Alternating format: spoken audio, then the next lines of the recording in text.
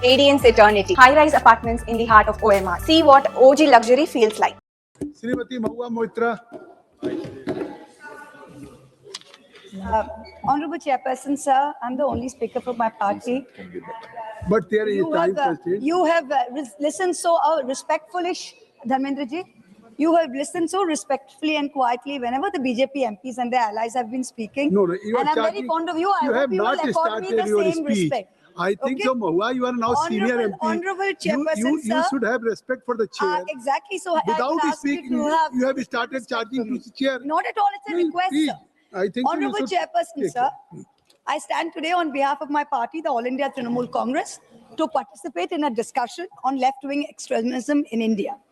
It is richly ironic when today India, along with so many parts of the other parts of the world, is reeling under the terror of the right wing, when the West Asia crisis is enveloping the whole world, when this government has neither given us any answers as to what our Honorable Prime Minister was doing in Israel 2 days before the Iran-Israel war started, nor have the people of India been given any clear roadmap as to how our energy crisis is going to unfold, when queues are forming outside petrol stations, when black marketeering of LPG cylinders is going on, when airfares have exploded because the ministry has removed the airfares cap, suddenly you're having a discussion on left-wing extremism. Why? Because this beleaguered government, and more specifically, the Honorable Home Minister, wants to use this as an excuse to pat himself on the back. For the BJP MPs and their allies to stand up and say, look, how great is Mr. Amit Shah ji? Sabko thok ke thanda kar diya. We are not stupid. Indians are not stupid. We can see this discussion and its timing for what it is, which is merely a diversion from what else is going on in the world and in India on the streets. Now, when we look at left-wing extremism in India, where did it start? It can be traced back to the peasant uprising in Naxalbari, in my state, in West Bengal, in the Siliguri area, 1967. It was a movement led by Charu Majumdar, Kanu Shannal, and Jongol Shantal. This gave birth to the CPI-ML, the Communist Party of India, Marxist-Leninist, in 1969, spread from West Bengal to other states, continues to this day. In 2004, the People's War and the Maoist Communist Center of India, the MCCI, merged to form the CPI Maoist Party. Now, what did Mao say? What had he said himself about guerrilla warfare?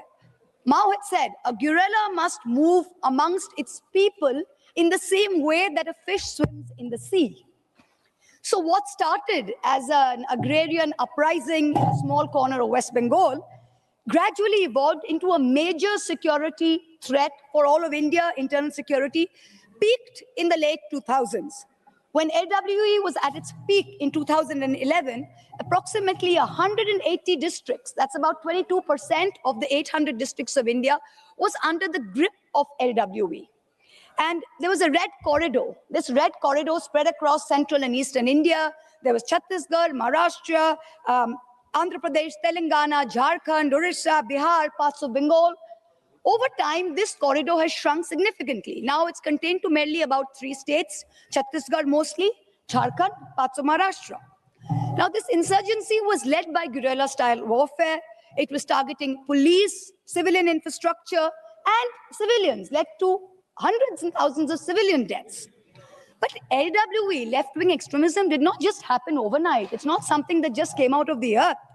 Its roots are socio-economic, its roots are political, exploitation of native lands, displacement of tribals, looting of natural resources which rightfully belong to tribals, historical neglect of poor and tribal areas by successive governments. Now, LWE cannot be viewed as just a law and order problem, and it cannot be solved as just a law and order problem. It is a far more complex problem, requires a multi-pronged approach. Henry Kissinger had famously said that the conventional army loses if it does not win, but a guerrilla wins if he does not lose. As long as he remains, he has not lost. Today, the BJP will claim they have solved the LWE issue. But it's not a Rubik's Cube that you can just line up and you can solve. It's not so easy. In truth, the LWE solution has been taken up by the governments right from early 2000s when the UPA brought in Manrega. brought in the Forest Rights Act in 2006, and this kind of legislation, for the first time, gave tribal rights over land and their forest. And integrated action plans also decentralized developments, where you had district collectors and local authorities having flexibility to respond to local needs in tribal areas. So this success that the BJP government is talking about, its allies are tom-tomming, is a result of a policy. Is this a result of a policy of total elimination, where you've seen just a huge increase in the number of killings? Can that be called success? There's a 131% increase in killings between 2019 and 2025 in LWE areas, whereas there has been a 26% decrease in LWE arrests during the same period. Killings go up, arrests go down. So are you just cleaning them out, or are you getting them to surrender? There's a big difference. Between 2021 and 2024, nearly 1,300 deaths occurred due to LWE. The highest was in Chhattisgarh, over 800, followed by Jharkhand, about 300, Maharashtra, Madhya Pradesh. West Bengal in the last 3 years has had 0 deaths. But let's look at, apart from just killings increasing, what else has the government done for these areas? Let's look at funds. When we look at unutilized funds, security-related expenditure and special infrastructure schemes for LW areas did not utilize 14% of its funds in 25-26. Financial year, which has just ended, 14% of funds meant for this area were not utilized by this government. When we look at the security forces, this area security force deployment is at its peak outside of Jammu and Kashmir, outside of Manipur. These are the most militarized areas.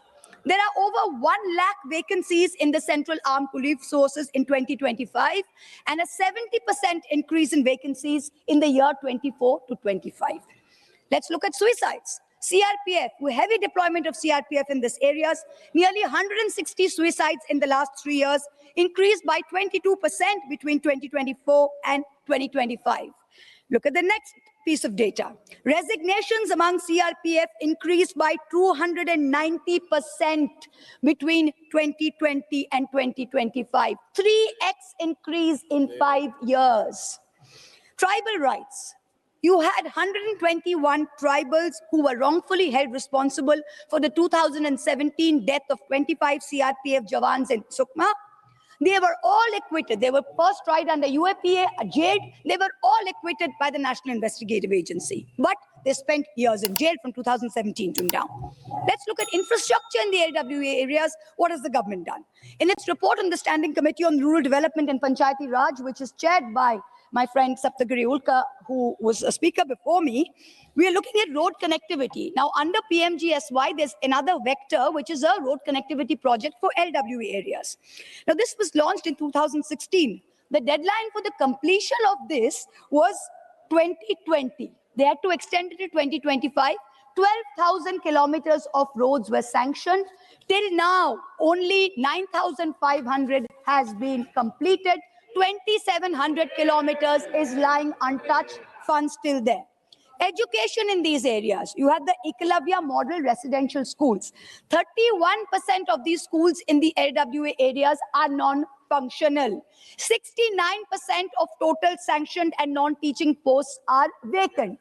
There are no teachers. 70% of things are vacant. How are the children of these Adivasis in these areas going to get an education?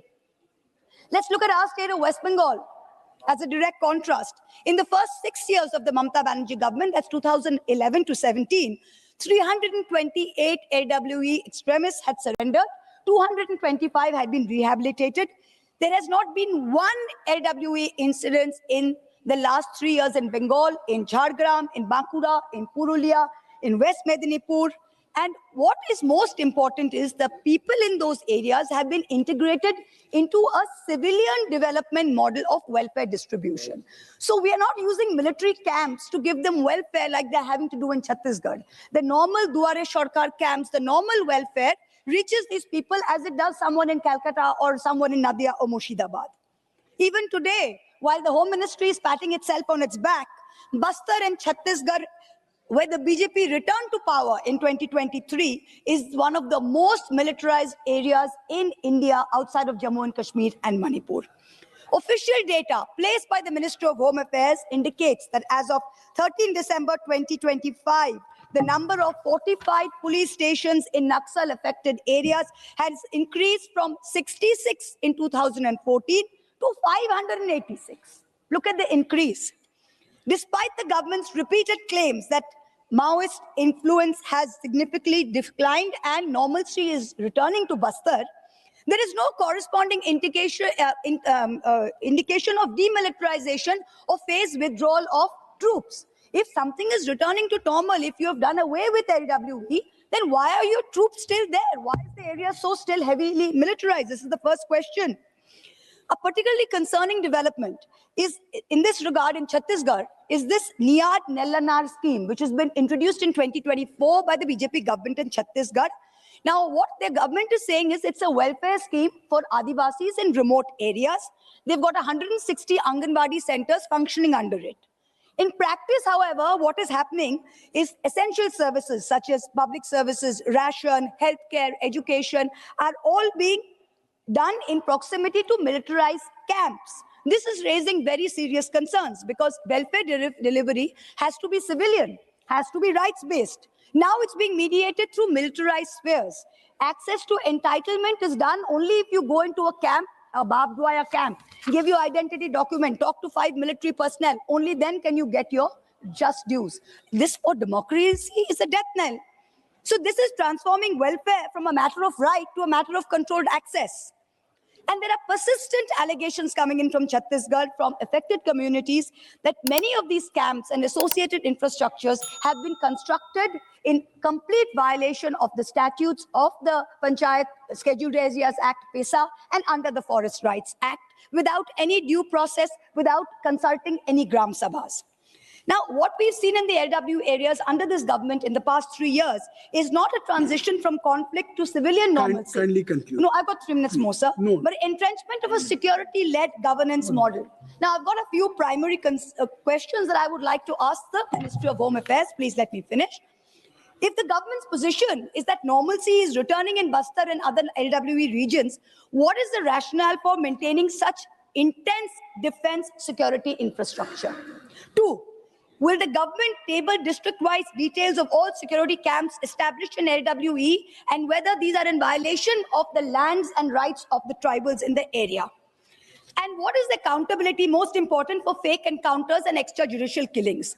Steep rise in killing, 78% increase in reported encounters in Bastar, contrasted with 1000% increase in the number of persons killed.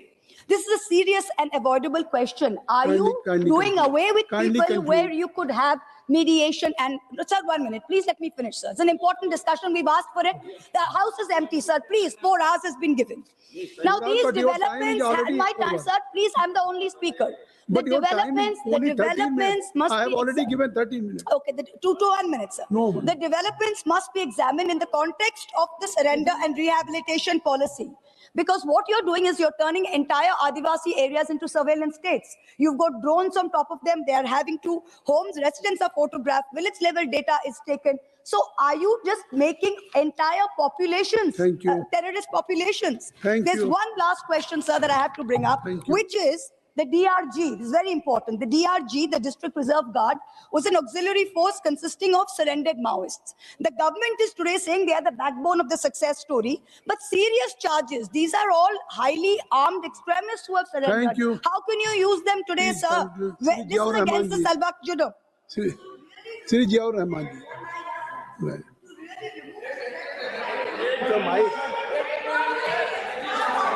Got the last line, sir. Let me finish the last line. To really remove Just finish last line. Yes, sir. To really remove the threat of LWE, we need to win trust. It's not about winning terrain. People need to give up fear. They don't just need to give up guns. Okay. So this is important. Please do not pat yourself on the back till this is done. Thank you. Thank you. Radiance Eternity. High-rise apartments in the heart of OMR. See what OG luxury feels like. மின்னம்பலம்.com தமிழின் முதல் mobile பத்திரிகை.